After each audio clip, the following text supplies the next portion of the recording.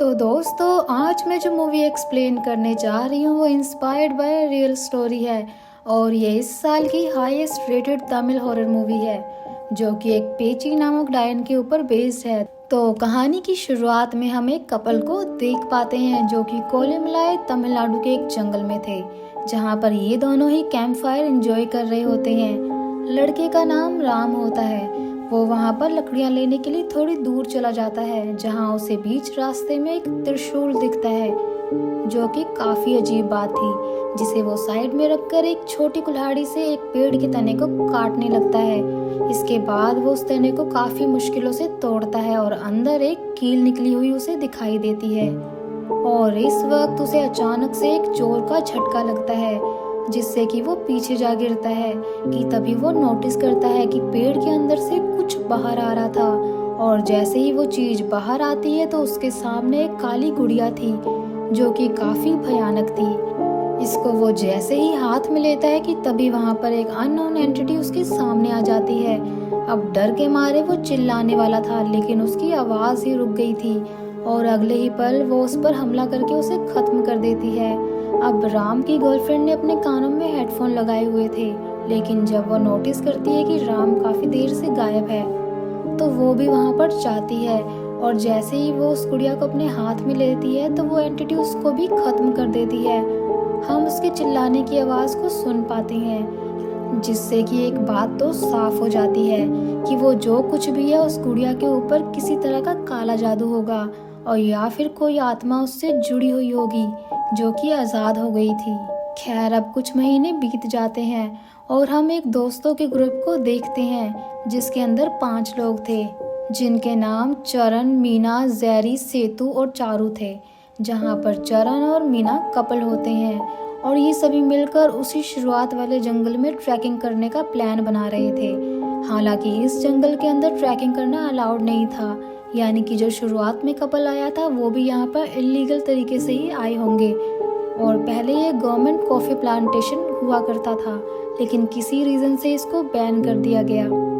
इसलिए चरण ने अशोक नाम के एक आदमी से कांटेक्ट किया था, जिसने कि अपने कनेक्शंस की हेल्प से अपने अंडर काम कर रहे मारी नाम के एक आदमी को चरण और उसके ग्रुप को जंगल में ट्रैकिंग करवाने का काम दिया था।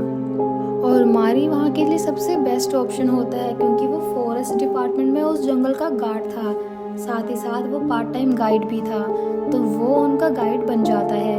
अब अगली सुबह सभी दोस्त मिलकर ट्रैकिंग के लिए निकल जाते हैं और मारी भी इनके साथ गाड़ी में ही था कि तभी बीच रास्ते में जब उनकी कार मारी के घर के यहाँ से गुजर रही थी, तभी मारी की बेटी कार को रोक देती है और अपने फादर के गले में एक ताबीज पहना देती है और उनसे कहती है कि पापा इस ताबीज को कभी मत निकालिएगा। और वो हमेशा ही ताबीज को पहनकर जाया करता था, लेकिन आज वो भूल गया। लेकिन थैंकफुली उसकी बेटी ने उसको वो ताबीज दे दी थी जो कि काफी खास है।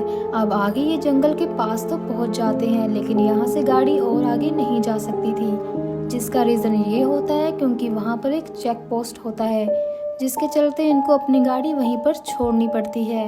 और उस वक्त हम मारी के एक फ्रेंड को देख पाते हैं जो कि उसी गांव का था, तो वो उस गाड़ी में बैठ जाता है और उसकी देखभाल करने लगता है। अब आगे कुछ दूरी पर चलने के बाद जब जंगल शुरू होने वाला होता है, तभी मारी सभी से ये कहता है कि अगर आपको जिस किसी को भी कॉल करके कुछ बताना है तो अभी बता दीजिए, क्योंकि यहाँ से आगे सिग्नल नहीं मिलेंगे। इस पर मीना उसको पूछती है, अगर हम किसी मुसीबत में फंस गए तब क्या होगा, क्या तुम्हारे पास कोई वॉकी टॉकी वगैरह नहीं है? जिसके जवाब में मारी कहता है कि हमें डिपार्टमेंट की तरफ से ऐसा कुछ दिया ही नहीं गया, और अगर आप लोग मेरी बात मानेंगे तो आप किसी भी मुसीबत में नहीं फंसेंगे। अब आगे कुछ देर चलने के बाद इनको एक जगह पर पानी बहता हुआ दिखाई देता है, जिसे देखकर मीना और चारू उसमें एंजॉय करने लगते हैं। इस दौरान वो बहुत ज्यादा शोर मचा रहे थे, जिस पर मारी उन्हें वहां से जल्दी निकलने के लिए कहता है। और अब इस चीज का वो ये कारण बताता है कि यहाँ पर जंगली जानवर आ सकते हैं और वैसे भी इतना शोर मचाना ठीक नहीं है। जिसके बाद वो दोनों वहां से बाहर तो आ जाते हैं, लेकिन मीना मारी के ऊपर अंदर ही अंदर गुस्सा हो रही थी।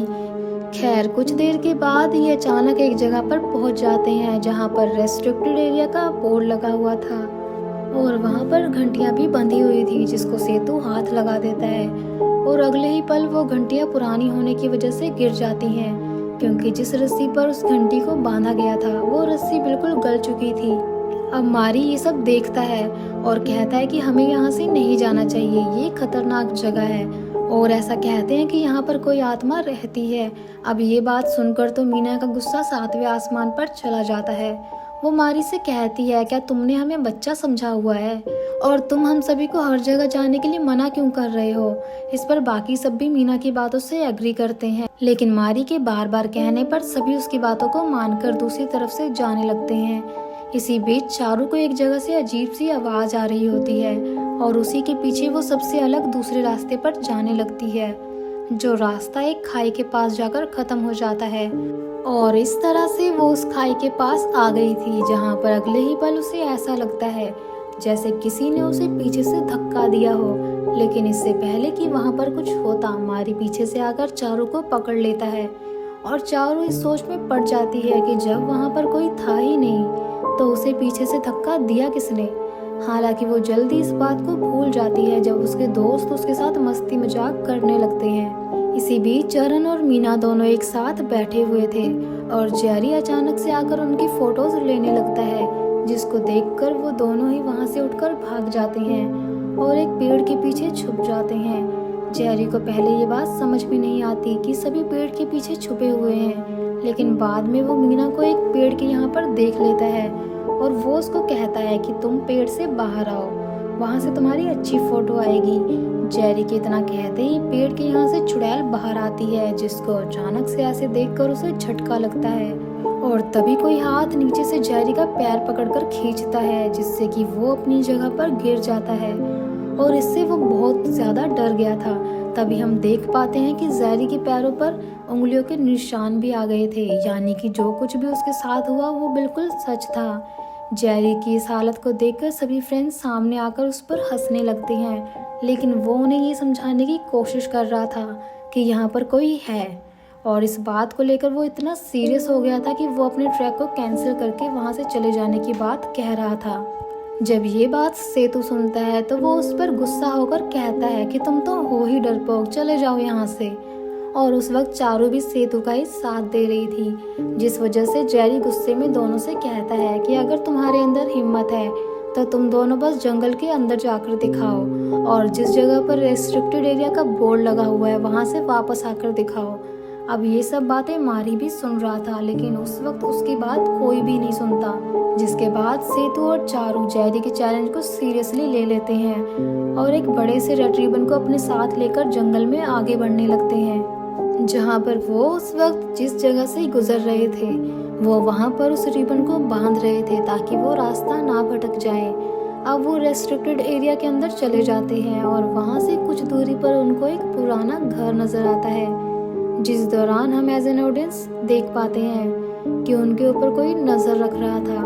फिर ये दोनों उस घर के अंदर जाते हैं जहाँ पर इन्हें वही शापित गुड़िया मिलती है, जिसे चारू अपने हाथ में ले लेती है और उसके साथ सेल्फी लेने लगती है कि तभी उसे अपने पीछे वही चुड़ैल नजर आती है जिसे हमने पहले भी देख रखा है, जिसको देखकर वो बहुत डर जाती है और फिर वो उसे बाहर भी नजर आती है, जिससे कि उसकी हालत खराब हो जाती है। वो सेतु को बताने लगती है कि वहाँ पर चुड़ैल है, लेकिन उसे वहाँ कोई नजर नहीं आता। दूसरी तरफ चरण और मारी को इन दोनों की फिक्र होने लगती है, इसलिए वो उन्हें ढूंढने के लिए जाते हैं, जहाँ पर उन्हें बीच रास्ते में चारू घायल हालत में बेहोश मिलती है। पर जैसे ही दोनों उसके पास जाकर उसकी हेल्प करने लगते हैं, चारू जोरों से हंसने लगती है और सेतु भी सामने आकर हंसने लगता है, जिससे कि दोनों समझ जाते हैं कि ये दोनों प्रैंक कर रहे थे और इससे उन दोनों को काफी गुस्सा आ जाता है। मारी फिर गुस्से में वापस बेस कैंप पर आने लगता है, जिसके पीछे चरण भी आ रहा था, और तभी वो दोनों नोटिस करते हैं कि सेतु और चारू दोनों पहले ही बेस कैंप पर थे और चारू डर से कांप रही थी, जिसको देखकर सडनली उनके दिमाग में ये सवाल आता है कि फिर वो दोनों कौन थे जिन्होंने इनके साथ प्रैंक किया था। जिसके बाद पीछे मुड़कर देखने पर चरण को चारू और सेतु, जो कि उसी चुड़ैल के छलावे थे, वो एक शैतानी मुस्कुराहट के साथ उनकी तरफ देखते हुए दिखाई देते हैं, जो कि अगले ही पल गायब भी हो जाते हैं, यानी कि ये चुड़ैल उनके साथ खेल रही थी। अब ये चीज मारी भी नोटिस करता है और वो सभी को बताता है कि वो वापस लौट चुकी है, यानी कि पेची। इसके बाद वो पेची की कहानी बताने लगता है, जो कि उनके ही गांव की एक औरत हुआ करती थी जिसने कि केरला से काला जादू सीखा था, और वो जंगल में अपने फॉलोअर्स के साथ काला जादू किया करती, जिससे कि हुआ ये कि अचानक से ही धीरे धीरे गांव के कई लोगों की मौत होने लगी और कई लोग गायब भी हो गए। अब लोगों को जल्द ही पता चल गया था कि इसके पीछे पेची ही है, और वो उसे रोकने के लिए पहुंच गए। लेकिन वो इतनी शक्तिशाली थी कि उसने कुछ ही पलों में अपनी शक्तियों की हेल्प से कई सारे लोगों को खत्म कर दिया। जब ये बात गांव वालों ने एक साधु को बताई, तो उन्होंने बताया कि वो शैतान की पूजा करती है और वो एक रिचुअल कर रही है जिसके अंदर इंसानों की बलि दी जाती है और इससे अमर होने का वरदान मिलता है। और पेची को मारा नहीं जा सकता, लेकिन उसको कैद जरूर किया जा सकता है। इसके बाद साधु की कई बातों को मानकर गांव वालों ने दूसरी बार पेची पर हमला किया, जिसके अंदर उसका शरीर तो नष्ट हो गया, लेकिन उसकी आत्मा को इस भयानक गुड़िया के अंदर कैद करके एक पेड़ पर लटका दिया गया, जिसे स्टार्टिंग में उस लड़के ने पेड़ से गिरा दिया था और पेची आजाद हो गई थी। और उन्होंने पेची के शरीर को वही नजदीक में दफना दिया था, जिस वजह से पेची जंगल के बाहर किसी को भी कुछ नहीं कर सकती। इसलिए वहाँ पर रेस्ट्रिक्टेड एरिया वाला बोर्ड भी लगा दिया गया, और ऐसा इसलिए किया गया ताकि कोई भी उसके अंदर ना जाए। सबसे बड़ी बात ये कि यहाँ पर जो कॉफी प्लांटेशन थी उसको भी इसीलिए बंद कर दिया गया था। और अब आपको समझ में आया होगा कि राम और उसकी गर्लफ्रेंड के साथ क्या हुआ था। उनको पेची ने ही मार दिया था, लेकिन अब ये काफी अंदर आ गए थे और चारू और सेतु तो पेची के घर के अंदर भी चले गए थे। अब ये कहानी सुनकर सभी डर जाते हैं और उसी वक्त जंगल से निकलने का फैसला कर लेते हैं, जिसके बाद सभी अपने सामान पैक कर रहे थे कि तभी जैरी को पता चलता है कि उसका कैमरा गुम हो चुका है। इसलिए वो वहाँ से जंगल की तरफ कैमरा ढूंढने निकल जाता है, क्योंकि उसके लिए वो काफी कीमती था। इस पर मारी उसे 1000 बार रोकता है, लेकिन वो नहीं सुनता। इसके बाद मारी भी उसके पीछे जाने लगता है और कुछ दूरी पर जाकर जैरी को उसका कैमरा मिल भी जाता है। इसको लेकर वो वापस लौटने लगता है, पर तभी वो अपने पीछे 2 मारी को देखता है, एक वो जो कि उसके करीब था और एक वो जो उससे थोड़ा दूर था। इसको देखकर उसे ऐसा लगता है कि उसके पास वाला मारी छलावा होगा, और इसलिए वो उसे धक्का देकर वहां से दूर भागने लगता है, जबकि वो असली मारी था और जो दूरी पर था वो मारी का छलावा था। अब आगे वो डर से भागते हुए इस घर के अंदर चला जाता है, जहाँ पर अगले ही पल पेची उसे मार डालती है। अब मारी जो कि जेरी के साथ गया था वो अकेला ही लौटता है। इस पर सेतु और मीना को लगने लगता है कि मारी ने ही जेरी को मार दिया होगा, और ये सब भी मारी ही कर रहा है, यानी कि वो पेची वाली बात पर इतना यकीन नहीं कर रहे थे, जिससे कि सेतु मारी पर गुस्सा होकर उसे मारने लगता है।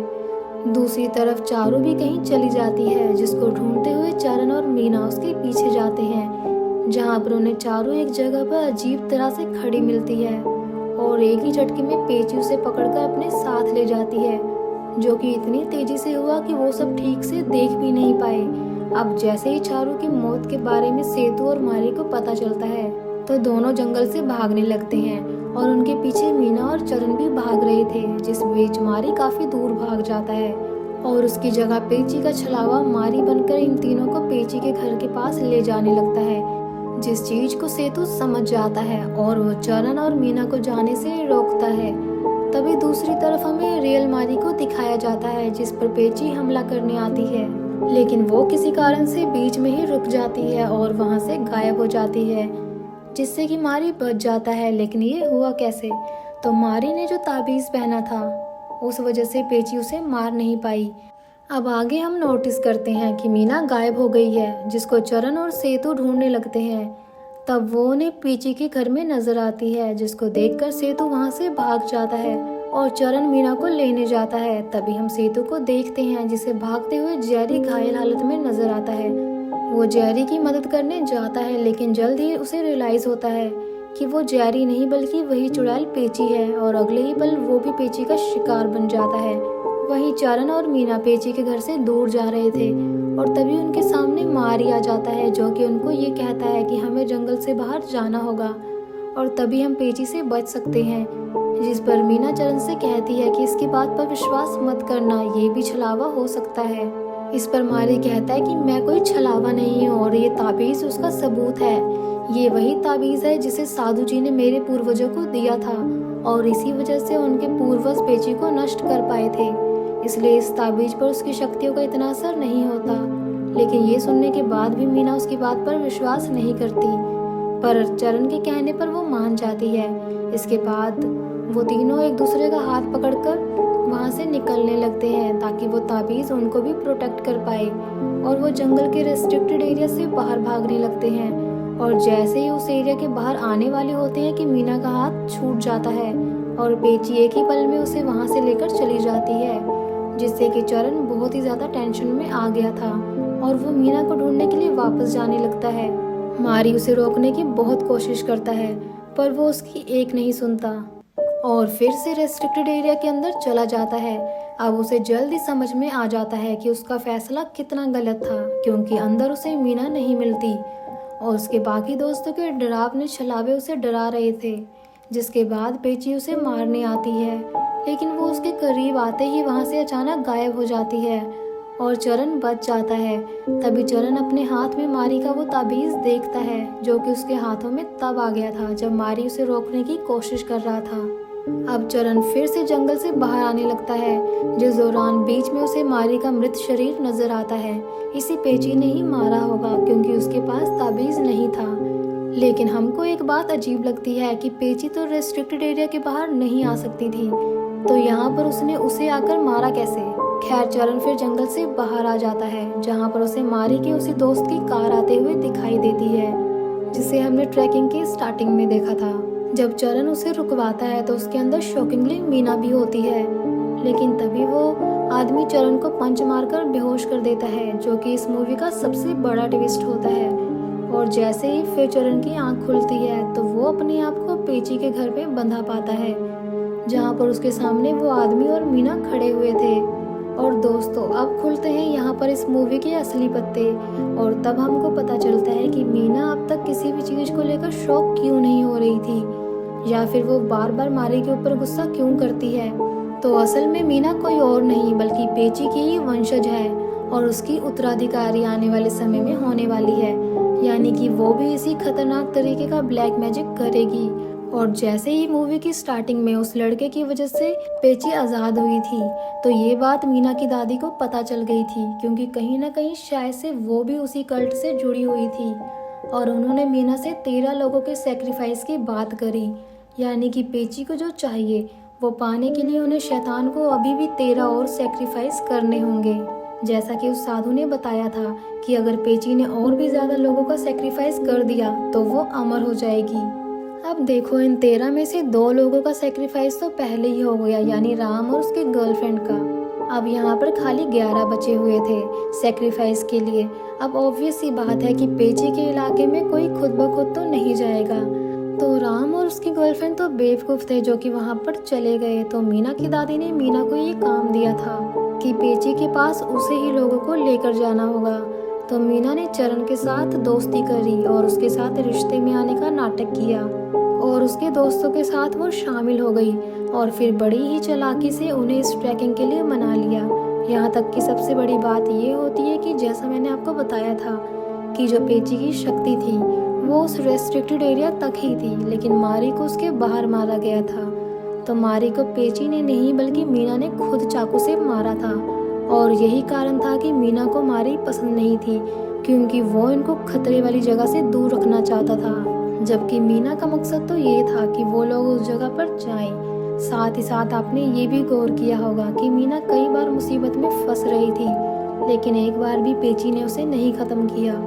और इसके अंदर मारी का फ्रेंड भी मीना का साथ दे रहा था, जो कि एक्चुअल में उसका फ्रेंड नहीं था बल्कि उसका फ्रेंड होने का नाटक कर रहा था, यानी कि वो पेची का फॉलोअर है और वो मीना की दादी और मीना को स्टार्टिंग से ही जानता था। अब ये सच सामने आने के बाद मीना और वो आदमी चरण को उस घर में बंधा छोड़कर चले जाते हैं।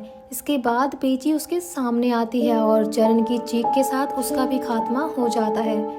और अब मूवी के एंडिंग सीन में हमको बताया जाता है कि 13 सेक्रीफाइस में से 7 तो हो चुके हैं और अब बाकी हैं 6, यानी कि इस मूवी का सीक्वल आना तो बिल्कुल पॉसिबल है और आएगा भी, क्योंकि ये बहुत बड़ी हिट मूवी है और मूवी के एंडिंग सीन में हम ये देख पाते हैं कि वहाँ पर एक नया ट्रैकिंग ग्रुप आता है जो कि वहाँ पर पिछले ट्रैकिंग ग्रुप को ढूंढने आया था, जिसके चलते मुझे लगता है कि पेची को उसके बाकी सेक्रीफाइस मिल जाएंगे या फिर हो सकता है कि मीना ही उन सबको लेकर आई होगी। और इसी के साथ में पेची मूवी यहीं पर ख़त्म हो जाती है। तो दोस्तों ये थी पेची मूवी की कहानी। अब देखो, जब एक बार पेची सारे सेक्रीफाइसेस ले लेगी तो उसकी उत्तराधिकारी बनेगी मीना, जो कि खुद की ह्यूमन सेक्रीफाइस देगी ताकि वो इमोर्टैलिटी पा सके।